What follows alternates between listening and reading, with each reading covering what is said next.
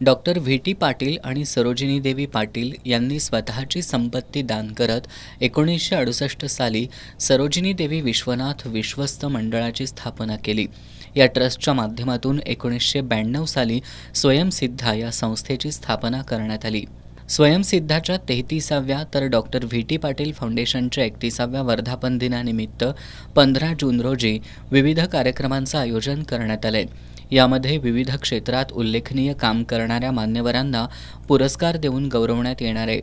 Govindrao Tembe Rangmandir Deval club या ठिकाणी दुपारी 3 वाजता हा कार्यक्रम आयोजित करण्यात आलाय, अशी माहिती स्वयंसिद्धाच्या विश्वस्त आणि कार्यकारी संचालिका जयश्री गायकवाड यांनी पत्रकार बैठकीत दिली. पुरस्कार प्राप्त व्यक्तींमध्ये डॉक्टर मोहिनी कुलकर्णी, संजय काशीद, MR पाटील, गौरी मांजरेकर यांच्यासह एकूण 11 जणांचा समावेश आहे. या सर्वांना रोख रक्कम, मानपत्र, सन्मानचिन्ह देऊन गौरवण्यात येणार आहे. याच कार्यक्रमात स्वर्गीय कांचनताई परुळेकर यांच्या जीवनावर आधारित माहितीपट दाखवण्यात येणार आहे.